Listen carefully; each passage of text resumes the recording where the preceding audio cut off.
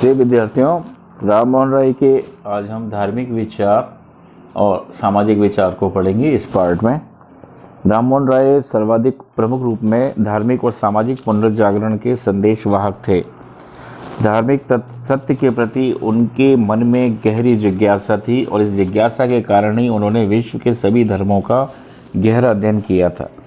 वाराणसी में उन्होंने संस्कृत में भारत के प्राचीन धर्मशास्त्रों का अध्ययन किया था। अरबी और फारसी के अधिकारपूर्ण ज्ञान के आधार पर उन्होंने इस्लाम का भी मूल स्रोतों के आधार पर अध्ययन किया था। ईसाई धर्म भी उनके अध्ययन का विषय था और तिब्बत के लामा बौद्ध संप्रदाय का अध्ययन भी प्रारंभ किया। मोनियर विलियम्स के अनुसार संभवतः वे दुनिया के सबसे पहले व्यक्ति थे जिन्होंने पूरी गंभीरता, निष्ठा और लगन से दुनिया के धर्मों का तुलनात्मक अध्ययन किया तथा उनमें निहित सत्य को समझा। उनके प्रमुख धार्मिक विचार निम्न हैं। नंबर 1, एकेश्वरवाद का प्रतिपादन और बहुदेववाद का खंडन। राममोहन राय उपनिषदों के आध्यात्मिक एकत्ववाद और कुरान के तौहीद, ईश्वर की एकता के सिद्धांत से प्रभावित थे। उन्हें न्यू टेस्टामेंट की सरल तथा उदात्त नैतिक शिक्षाओं से गहरी प्रेरणा मिली थी। उन्होंने ईसाइयों के त्रिदेव दर्शन, परमात्मा, पुत्र तथा होली घोस्ट को कभी अंगीकार नहीं किया। ईश्वरत्व की एकता उनके समस्त दर्शन का केंद्रीय तत्व था, अतः उन्होंने एकेश्वरवाद का प्रतिपादन करते हुए हिंदुओं के बहुल देववादी विचारों का खंडन किया। एकेश्वरवाद के प्रबलतम समर्थन में उन्होंने फारसी भाषा में तूफ़तुल मुवहिदीन नामक पुस्तक की रचना की। उनके चिंतन में प्राकृतिक धर्म के तत्व देखने को मिलते हैं। उन्हें आत्मा के अमरत्व में भी विश्वास था। दूसरा है मूर्ति पूजा और बलि प्रथा का विरोध। राममोहन राय ने मूर्ति पूजा का घोर विरोध किया। उनका विश्वास था कि इसने असंख्य विभाजन और उपविभाजन उत्पन्न करके हिंदू समाज की एकता और जड़ों पर कुठाराघात किया है। उन्होंने ये प्रतिपादित किया कि मूर्ति पूजा हिंदू धर्म का कोई मौलिक अंग नहीं है, अपितु इसका चलन बाद में जाकर हुआ है। मूर्ति पूजा के पक्ष में एक सूक्ष्म तर्क यह दिया जाता था, असली चीज़ श्रद्धा है, मूर्ति की श्रद्धापूर्वक पूजा कीजिए तो ईश्वर प्राप्त होगा। लेकिन राजा राममोहन राय धार्मिक क्षेत्र में भी विवेक संगत मार्ग को अपनाने के पक्ष में थे। उनका कहना था, जीवन के साधारण कार्य व्यवहार में भी जब हम सोच समझकर नाप तोल का कार्य करते हैं तो परम और चरम महत्व की बात में हम सोच विचार नाप तोल का मार्ग छोड़कर केवल श्रद्धा के आश्रय कैसे बैठे रहें। उनका कहना था कि ज्ञान के भंडार उपनिषद अद्वैतवाद की शिक्षा देते हैं, जिसमें मूर्ति पूजा का कोई स्थान ही नहीं है। रामगोपाल राजा राममोहन राय के तर्क को अपनाते हुए कहते हैं, यदि आप परंपरा को सर्वोपरि मानते हैं तब तो कर्मकांड और मूर्ति पूजा को छोड़कर शुद्ध ब्रह्मा की पूजा करना सर्वथा आवश्यक है, क्योंकि शुद्ध ब्रह्मा की पूजा ही आपके धर्म हिंदू धर्म की सबसे प्राचीन परंपरा है। उन्होंने बलि प्रथा का विरोध करते हुए भी उसे मानवता विरोधी और मूर्खतापूर्ण कार्य बतलाया। नेक्स्ट है परंपराओं के अंधानुकरण का विरोध। राममोहन राय सामान्य परंपरावादी प्रवृत्तियों का विरोध करते हैं। किसी चीज़ को केवल इस आधार पर स्वीकार नहीं किया जा सकता कि पिछली पीढ़ियां उसे मानती थीं। यदि हमने परंपरावादिता का मार्ग अपनाया तो हमारा विवेक हमसे दूर भाग जाएगा और हम कभी भी सही कार्य संपन्न नहीं कर सकेंगे। इस आधार पर राममोहन राय परंपराओं के अंधानुकरण का विरोध करते हैं। वे पश्चिम के भी अंधानुकरण के विरोधी थे। आज के जीवन की परिस्थितियाँ भूतकाल से भिन्न है। यदि हम अतीत में हमारा नाता पूर्णतः तोड़ नहीं सकते तब वर्तमान को सुखद बनाने के लिए हमें अतीत की गलत परंपराओं का तो उल्लंघन करना ही होगा। तत्कालीन हिंदू समाज में समुद्र पार कर पश्चिमी राष्ट्रों में जाना धर्म विरुद्ध समझा जाता था, किंतु राममोहन राय प्रथम हिंदू थे जिन्होंने इस अंधविश्वास को तोड़ा और उन्होंने इंग्लैंड जाकर भारतीय समाज के पक्ष और हितों को प्रस्तुत किया। नेक्स्ट है धार्मिक सहिष्णुता का प्रतिपादन।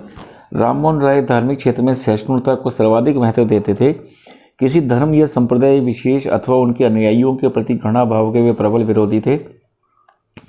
सहिष्णुता और शालीनता उनके जीवन और स्वभाव का अनिवार्य अंग थी और वे किसी वाद विवाद में अश्लील भाषा के प्रयोग की बात सोच नहीं सकते थे। वे तो धार्मिक सामंजस्य के प्रतीक थे। उनकी विशुद्ध मानवतावादी उपासक थे। उनकी दृष्टि में मानवता की सेवा ही सच्चा धर्म है। उन्होंने धर्म को आडंबरों से मुक्त करके उसे लौकिक बनाने का प्रयास किया। उन्होंने धर्म को मंदिर की चार दीवारी से बाहर निकलकर उसे मानव मात्र की सेवा के मार्ग पर अग्रसर किया। उन्होंने दो परस्पर विरोधी प्रवृत्तियों के विरुद्ध संघर्ष किया। उनके समय में इस देश का धार्मिक जीवन कट्टर धार्मिकता और विविध आडंबर युक्त व्यवहारों से ग्रस्त था। दूसरी ओर समाज का एक वर्ग ईसाइयत के मोहजाल की ओर बढ़ रहा था। उन्होंने इन दोनों स्थिति को विरोध कर भारतीय समाज को नए मापदंड देकर सही दिशा की ओर प्रवृत्त करने का कार्य किया। उन्होंने हिंदू धर्म को ईसाई धर्म का आहार बनने से बचाया और धर्म तथा समाज के प्रति उनकी यही एक महती सेवा है।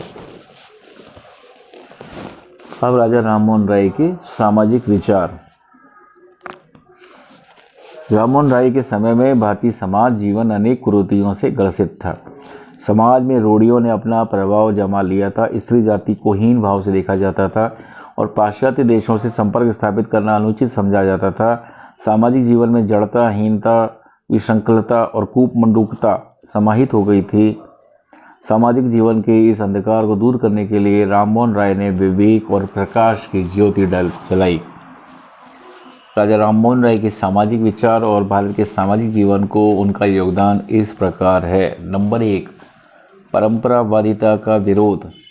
उनके सामाजिक चिंतन का भी सबसे प्रमुख अंग परंपरावादिता का विरोध ही था। उनका विचार था कि सामाजिक जीवन के अंतर्गत किसी स्थिति को ना तो इस कारण से श्रेष्ठ समझा जा सकता है कि वह लंबे समय से चली आ रही है और न ही इस कारण से श्रेष्ठ समझा जाना चाहिए कि पश्चिमी देशों में ऐसा होता है। हमें अपने ही देश के अतीत या पश्चिम किसी का भी अंधानुकरण करने की आवश्यकता नहीं है। सामाजिक जीवन में हमें आज की परिस्थितियों को ध्यान में रखते हुए विवेक संगत मार्ग अपनाना है। नेक्स्ट है सती प्रथा का विरोध। राममोहन राय ने सती प्रथा के विरोध में जो अभियान प्रारंभ किया वह सर्वविदित है। 1811 में जब उनके अग्रज जगमोहन की मृत्यु के बाद उनकी भाभी को स्वयं उनकी इच्छा के विरुद्ध और बल प्रयोग के आधार पर जला दिया गया, तो ये संभवतः ये अमानवीय दृश्य उनके हृदय पटल पर अंकित हो गया और उन्होंने उसी समय सती प्रथा को समाप्त करने की शपथ ले ली। उन्होंने स्पष्ट शब्दों में बताया कि सती प्रथा यह सहमरण शास्त्र सम्मत प्रथा नहीं है, वरन यह तो एक विकृत कुसंस्कार है। राममोहन राय ने सोफिया फॉलेट के शब्दों में हिंदू धर्म ग्रंथों के अपने गंभीर ज्ञान के आधार पर यह प्रमाणित किया कि सती प्रथा धर्म संगत नहीं थी। इतना ही नहीं, उन्होंने यह भी दिखाया कि स्वार्थी संबंधी जन किसी धार्मिक प्रेरणा से नहीं वर्ण विधवाओं के भरण पोषण के खर्च से छुटकारा पाने के लिए इस प्रथा को जारी रखना चाहते थे।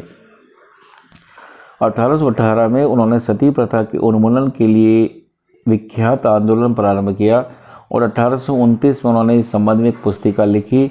मुख्यतः उन्हीं के प्रचार और आंदोलन के फलस्वरूप तत्कालीन governor general Lord William Bentinck ने विनियम 17 के अंतर्गत सती प्रथा को अवैध घोषित कर दिया।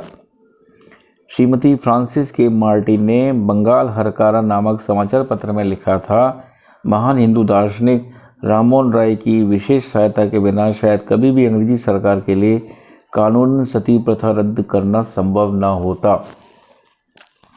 नेक्स्ट है नारी स्वतंत्रता, नारी अधिकार, नारी शिक्षा और नारी उद्धार। तत्कालीन भारतीय समाज में स्त्री जाति को अत्यधिक हीन भावना से देखा जाता था और जन्म से लेकर मृत्यु तक उनका जीवन वेदना और पराधीनता से जकड़ा हुआ था। विवेकपुंज राममोहन राय ने इस सत्य को समझा कि स्त्रियों की स्थिति में सुधार लाए बिना इस देश में कोई विकास संभव नहीं है। अतः उन्होंने स्त्रियों की दीनहीन दशा को समाप्त कर उसे स्वतंत्रता की दिशा में आगे बढ़ाने का निश्चय किया। उन्होंने ये मानने से इनकार कर दिया कि स्त्रियां पुरुषों की अपेक्षा मंदबुद्धि हैं। भारतीय इतिहास से उदाहरण देकर उन्होंने सिद्ध किया कि लीलावती, भानुमती, कन्नट राजा एवं कालिदास की पत्नी तथा मैत्रेय आदि नारियां प्रतिभा, विद्या और ज्ञान की साकार मूर्ति थीं। उन्होंने स्पष्ट शब्दों में यह भी कहा कि यदि पुरुष और स्त्री दोनों के चरित्र का तुलनात्मक मूल्यांकन किया जाए तो आसानी से पता चल जाएगा कि स्त्रियां पुरुषों से अधिक ईमानदार और अधिक चरित्रवान हैं। अपनी इस विवेचना के आधार पर राममोहन राय नारी स्वतंत्रता की न्याय संगतता का प्रतिपादन करते हैं।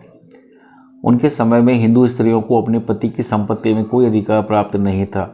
उन्होंने इस अन्यायपूर्ण स्थिति की कटु आलोचना की और 1822 में एक विद्वतापूर्ण लेख लिखा जिसका शीर्षक था modern encroachment on ancient right और females according to the Hindu law of inheritance, मतलब हिंदू उत्तराधिकार विधि पर आधारित स्त्रियों के प्राचीन अधिकारों का आधुनिक अतिक्रमण। इस लेख में उन्होंने याज्ञवल्क्य, नारद, कात्यायन, विष्णु, बृहस्पति और व्यास आदि विद्वान धर्मशास्त्रियों को उद्धृत करते हुए बतलाया कि प्राचीन धर्मशास्त्रियों के अनुरूप पति द्वारा छोड़ी हुई संपत्ति में स्त्री को अपने पुत्र के बराबर भाग मिलता था और पुत्री को 1/4।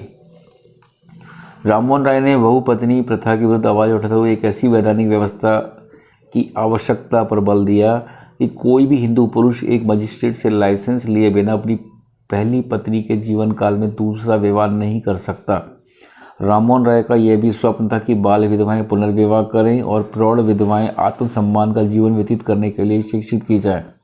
राममोहन राय ने कहा कि कट्टर हिंदुओं को चाहिए कि वे शैव विवाहों को भी वही मान्यता दें जो वैदिक विवाहों को प्राप्त हैं। अगर उनकी सलाह मानी जाती तो विधवा विवाह, अंतर्जातीय विवाह, यौनावस्था के उपरांत विवाह आदि हिंदू समाज में मान्य होते। राममोहन राय ने लड़कियों से स्त्रियों की शिक्षा पर विशेष बल दिया और उसे भारतीय समाज की सबसे बड़ी आवश्यकता बतलाया। नारी जाति के प्रति सम्मान और उनके स्वभाव का एक अनिवार्य अंग था और वे सामाजिक जीवन में स्त्रियों को पुरुषों के समान स्तर प्रदान करने के पक्षधर थे। सती प्रथा के विरुद्ध उनके द्वारा किया गया आंदोलन नारी जाति के प्रति उनके भारी सम्मान का ही प्रतीक है। आधुनिक भारत के वे पहले ऐसे व्यक्ति थे जिन्होंने स्त्रियों की पराधीनता के विरुद्ध विद्रोह और स्त्रियों के अधिकार का समर्थन किया। नेक्स्ट है जाति प्रथा और जातिगत संकीर्णताओं का विरोध। हिंदू समाज जातियों के आधार पर अनेक इकाइयों में विभाजित है और ये जातियाँ उपजातियों में विभाजित हो गई हैं। जैसे सामाजिक जीवन में अनेक संकीर्णताओं ने धर कर लिया है। राय ने जाति प्रथा के विरुद्ध प्रचार किया और ये दृढ़ विश्वास व्यक्त किया कि हिंदुओं की राजनीतिक कमजोरी और परिणामतः पराधीनता का कारण उनमें असंख्य जातियों और उपजातियों का होना है। जाति प्रथा का विरोध करते हुए राय ने इन दो बातों पर बल दिया। प्रथम, जाति का आधार जन्म नहीं वर्ण कर्म होना चाहिए। द्वितीय, किसी व्यक्ति को जाति के आधार पर श्रेष्ठ अथवा हेय नहीं माना जा सकता, उसे उसकी उपलब्धियां, गुणों और मान्यताओं के आधार पर ही श्रेष्ठ माना जा सकता है। तो ये राजा राममोहन राय के हमने धार्मिक और सामाजिक विचार पढ़े, आपको अच्छे लगे होंगे, ऐसी मेरी आशा है। आप अपने विचार हमें लिखें, कमेंट्स दें, जिससे हमें भी पता लगे कि आप लोग कितनी ज़्यादा रुचि ले रहे हैं।